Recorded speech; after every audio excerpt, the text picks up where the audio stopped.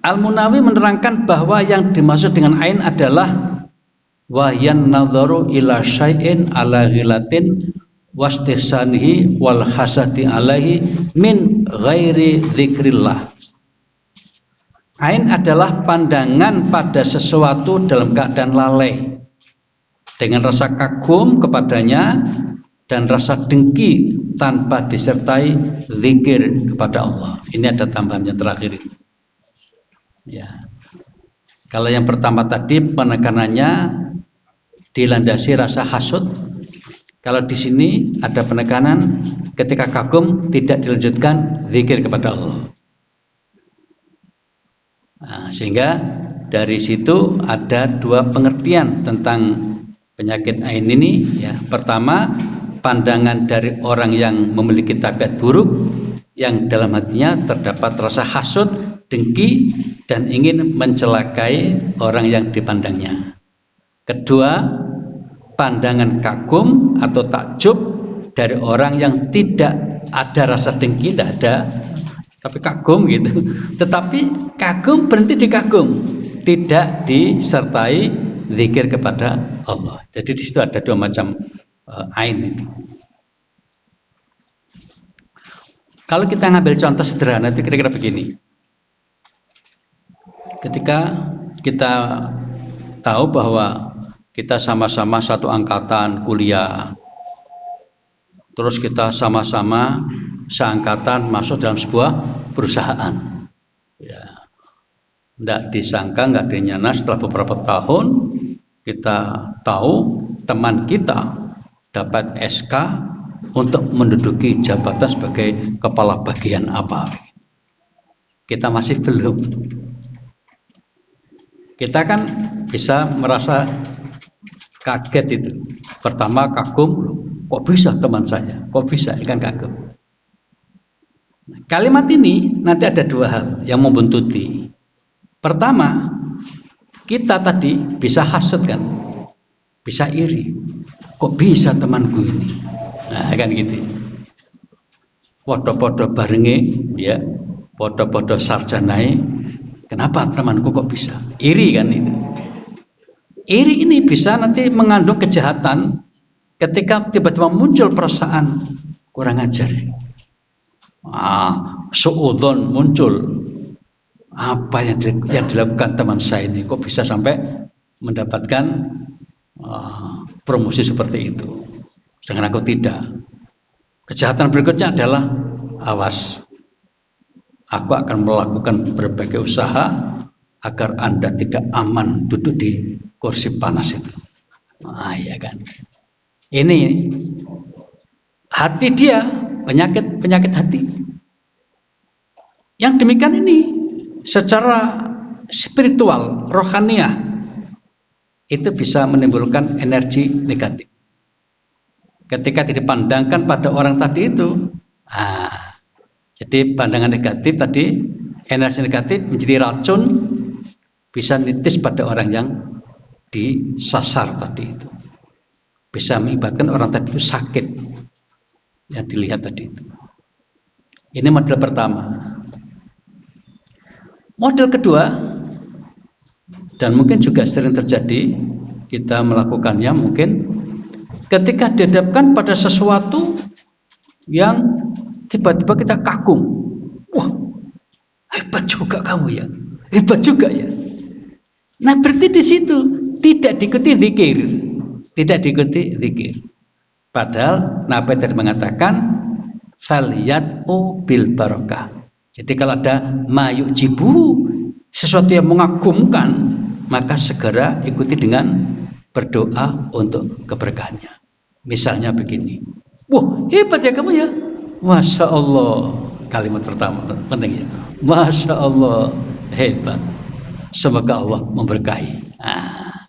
Kalau pakai bahasa Arab, barakallahu fika, barakallahu fik, semoga Allah memberkahimu untuk yang ini, yang apa ini, anugerah apa ini.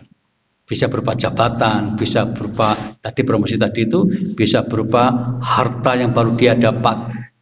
Barakallahu fik, semoga Allah memberkahi kepadamu. Nah, ada kejadian pada zaman Nabi. Nah, ini menarik. Ini juga mungkin ilmu kita belum nyampe ya. Tapi kalau di antara panjenengan ada yang nyampe, nanti bisa menjelaskannya. Saya belum nyampe. Jadi ada peristiwa pada masa Rasulullah itu, ada dua sahabat mandi bersamaan. Sahabat itu adalah bernama Amir bin Robi'ah. Temannya yang juga mandi adalah Sahal bin Hanif. Nah, bayangkan kira-kira di mana mandinya ini ya. Nah, kalau orang desa gampang, sering ya mandi bersama-sama gitu ya, di jublangan yang ini.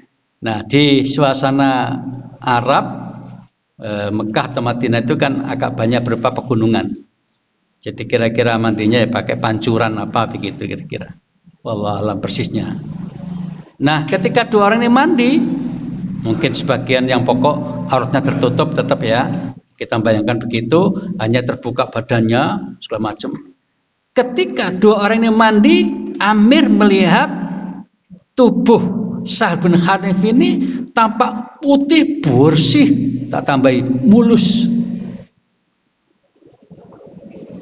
Melihat pemandangan yang sedemikian mengagumkan itu, ya si Amir ini terkagum-kagum. Lah tidak lama kemudian Sahal ini pingsan.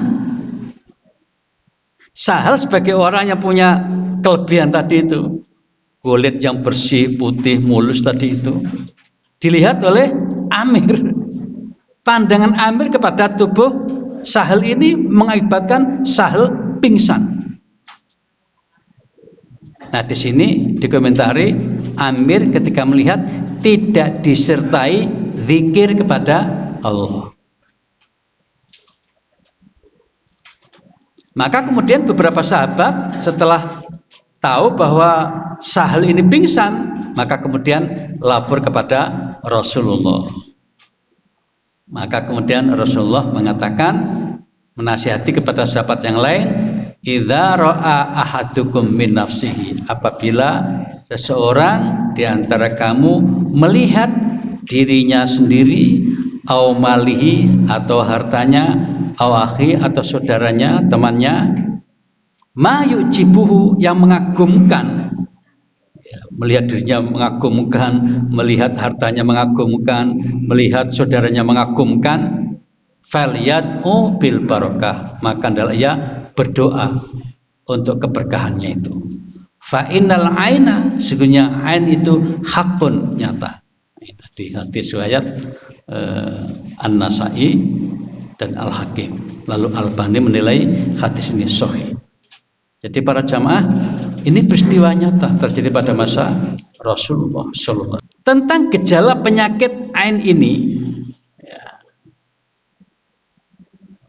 menurut Syekh Abdul Aziz As-Sadhan, ini ulama yang meneliti, ya, yang mengamati, kemudian menyimpulkan, jika bukan karena penyakit jasmani, dia masih memberi ya apa-apa begitu. Jika bukan karena penyakit jasmani atau penyakit medis, maka umumnya gejalanya dapat diperhatikan sebagai berikut. Beliau merinci ada 18 gejala. Tapi sebaiknya sebelum menyimpulkan itu adalah ain, datang ke dokter dulu. Kalau dokter mengatakan nggak ada apa-apa ini, datang ke lab, nggak ada masalah ini, nah itu baru masuk ini kira-kira. Yang pertama, sakit kepala yang berpindah-pindah. Yang kedua, wajah pucat. Ini kan bisa disebabkan macam-macam juga ini. Tapi diperingatkan oleh Syekh tadi itu, kalau bukan penyakit jasmani atau medis, ini bisa jadi karena ain. Yang ketiga, sering berkeringat dan buang air kecil. Yang keempat, nafsu makan jadi lemah. Lalu kelima, mati rasa. Oh ini, diperiksakan dulu, jangan-jangan kena COVID ini. Ya kan? Kalau bukan, yang bukan, bisa jadi baru ain gitu. Yang keenam, panas atau dingin di anggota badan. Ketujuh, detak jantung yang cepat dan tidak beraturan. Kedelapan, rasa sakit yang berpindah dari bawah punggung dan bau. Yang kesembilan, bersedih dan merasa sesak di dada. Gak harus sebabnya apa, kok kemudian tiba-tiba gelisah, sedih, resah, terus sesak di dada gitu. Kemudian berkeringat di malam hari, wis ana kipas angin sik keringat ae. Kemudian perilaku emosi yang berlebihan, gampang-gampang marah, gampang marah gitu, gampang tersinggung. 12, ketakutan yang tidak wajar. 13, sering bersendawa. 14, menguap atau terengah-engah. 15, menyendiri atau suka mengasingkan diri. 17, senang tidur, maunya tidur terus itu. Dan yang ke-18, adanya masalah kesehatan tertentu tanpa ada sebab medis yang diketahui. Itu menurut Syekh As-Sadhan tadi itu.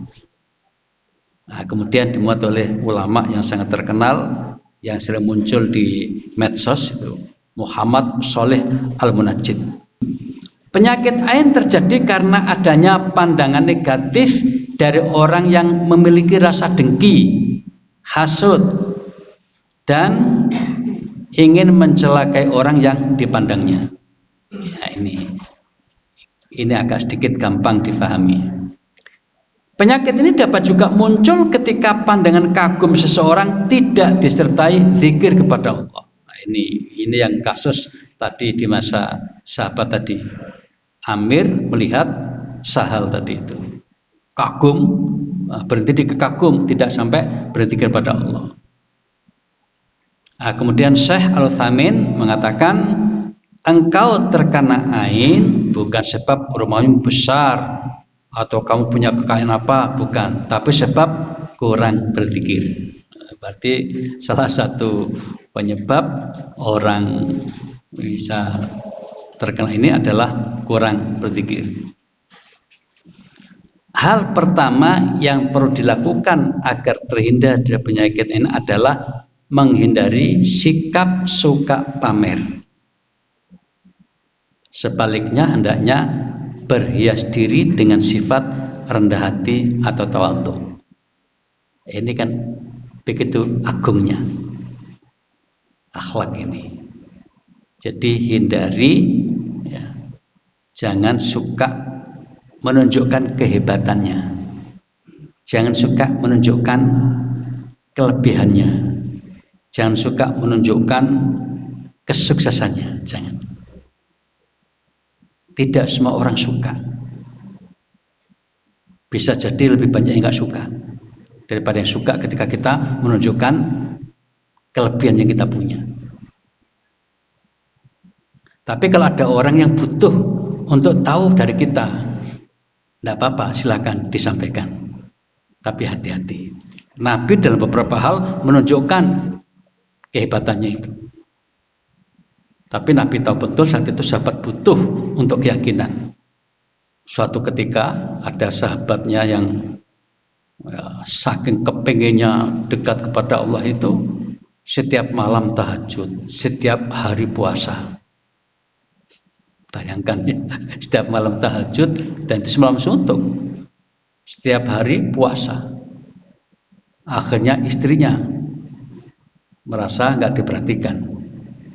Lapor pada Rasulullah, ya Rasul, suamiku kayak begini, nggak kuat aku, kira-kira begitulah. Akhirnya Nabi manggil sahabatnya itu. Disitulah Nabi kemudian mengatakan, aku ini orang yang paling takwa di antara kalian. Tapi aku ya turu, ya ibadah, ya mangan, ya puasa. Artinya biasa. Nah, dikatakan di sini oleh Nabi, wa innallaha, dan sesungguhnya Allah auha, memberikan wahyu ilayya kepadaku, maksudnya memerintahkan kepadaku, antawadhu, agar kalian semua bersikap rendah hati, agar kalian itu berusaha untuk selalu bersikap rendah hati, tidak menunjukkan kelebihannya, tidak memamerkan kebolehannya, jangan. Hatta la yafkhar ahadun al-khatin, sehingga agar seseorang tidak ada yang membangga-banggakan diri kepada orang lain. Tapi umumnya orang kan begitu ya. Normalnya tanda petik normal, lazimnya lah mungkin yang pas itu. Orang itu ketika punya kelebihan ingin segera memberitahu pada orang, ingin menunjukkan pada orang. Ini ada dua niat. Pertama, niat untuk ya supaya orang tahu, gitu aja. Nah, yang kedua, ingin menunjukkan kelebihannya, kesombongannya, sehingga tidak tawadhu. Kalau sudah memberitahu itu kan syiar, niatnya syiar, sehingga antara syiar dengan sombong itu beda tipis. Sama-sama memberitahu pada orang, ada dua niat tadi itu kan. Yang satu biar orang tahu, apalagi yang punya lembaga yang butuh orang lain itu, maka promosi kan pamer, betul ya. Mempromosikan itu memamerkan, iklan ya, memberitahu pada orang supaya tertarik kemudian bergabung dengan kita. Misalnya memamerkan sekolah kami udah bagus, udah berprestasi. Nah, ini syiar ya, itu insya Allah masih aman. Tapi ada juga hati yang gelo-gelo niki, ini loh, koyoku, hasilku kayak gini ini. Nah, sehingga tumbuh apa tadi? Kesombongan. Beda tipis lah. Itu hati yang mengaturnya. Nah, Nabi mengatakan, Innallaha auha ilai an tawaddu. Jadi Allah merintahkan padaku untuk menasihati kalian agar berusaha untuk bersikap tawaddu, rendah hati. Nah, dengan bisa rendah hati, maka tidak akan ada yang membangga-banggakan diri di hadapan orang lain, juga wala yabi ahadun al-hatim, tidak ada yang berbuat zalim kepada pihak lain. Tidak ada kalau sudah tawadhu itu. Termasuk cara menghindari munculnya ain itu ya, berusaha menghindari menyebut-nyebut kekayaan, menyebut-nyebut kesuksesan usaha, menyebut-nyebut kebaikan-kebahagiaan keluarga. Juga hindari atau kurangi paling tidak memamerkan foto-foto anak, foto-foto diri, foto-foto istri suami. Sekarang rasakan aja ketika kita share foto kita itu kepada pihak lain, apa yang muncul dari hati kita itu? Ya dua tadi itu. Bisa syiar memberitahu pada orang, ya. Bisa ya pamer, delok niki lho, aku iso ngene lho, delok niki lho. Nah, karena itu para jamaah, contoh saja misalnya kalau kita lagi umroh. Nah, umroh ini kan sesuatu yang bagus sekali ya. Ketika kita sudah berada di tanah suci, kemudian bisa berada di hadapan Ka'bah, selfie, jret, ya kan? Kalimat ini bisa menimbulkan ain. Kalau kita menunjukkan bahwa kita udah berhasil di depan Ka'bah, lalu yang melihat itu panas, kurang ajar ini. Nah, ya toh, itu ain. Nah, supaya tidak menimbulkan ain, hiasi dengan kalimat-kalimat indah. Setelah kita menge-share foto itu, kita boleh mengucapkan alhamdulillah Allah telah memberi kesempatan kepada saya, dan di tempat yang mulia ini saya mendoakan kepada teman-temanku semua yang menyaksikan ini, semoga teman-temanku semua sehat lahir batin dan dalam waktu tidak lama dimudahkan oleh Allah untuk dapat sampai di tempat ini. Apa yang dibaca oleh tadi? Amin. Ya kan? Selain itu para jamaah, di antara upaya pencegahan penyakit ain adalah dengan menjaga dan memelihara semua kewajiban dan menjauhi segala larangan. Kemudian bertaubat dari segala macam kesalahan dan dosa, juga membentengi diri dengan banyak berzikir, berdoa dan bertawud. Intinya para jamaah, salah satu cara untuk membentengi diri agar tidak mudah tertembak oleh ain tadi itu, kita mendekatkan diri kepada Allah. Itu kuncinya yang paling ampuh itu. Sebab kalau kita sudah dekat dengan Allah, maka Allah akan membentengi kita, akan melindungi kita. Nah, maka biasakan kita untuk rajin berzikir. Yang wajib dulu lah ya, yang kita utamakan, sholat lima waktu kita kerjakan dengan baik, kemudian menyusul sholat sunnah ya, kemudian banyak berzikir, beristighfar, baca Quran dan sebagainya. Nah, di antara sekian banyak zikir itu, Nabi mengajarkan kita ada 3 surat pendek yang bisa kita jadikan sebagai benteng untuk keselamatan kita, yaitu surat Al-Ikhlas, Al-Falaq, An-Nas. Ini diistilahkan surat Al-Mu'awwidzat. Surat Al-Mu'awwidzat itu surat-surat untuk mohon perlindungan kepada Allah. Nah, ini dianjurkan untuk dibaca setiap selesai sholat 5 waktu. Jadi setelah selesai sholat itu baca ini Qul hu, Al-Falaq, An-Nas. Kalau 2 surat disebut Al-Mu'awwidzataini. 2 surat untuk mohon perlindungan. Itu juga bagus, Al-Falaq, An-Nas. Nah, kalau kita lengkapi dengan Al-Ikhlas, namanya Al-Mu'awwidzat. Surat-surat sebanyak 3 tadi itu untuk mohon perlindungan. Itu baik sekali untuk kita baca setiap selesai sholat, dan juga kapan saja, termasuk ketika mau tidur, bagus juga baca itu. Bahkan Nabi pada beberapa kesempatan ya, membiasakan dengan mengumpulkan kedua telapak tangan ya. Kemudian beliau membacakan Qul hu, Al-Falaq, An-Nas. Kemudian ditiup sehingga ada udara yang menempel di telapak ini. Nah, untuk orang-orang yang biasa membahas tentang energi, maka energi menempel ke telapak ini. Nah, setelah itu kemudian Nabi sendiri ya, Nabi tadi membaca dengan 2 telapak tangan tadi itu, kemudian setelah diusapkan ke mukanya, ya, kemudian ke kepalanya, lalu seluruh anggota tubuh sampai kaki.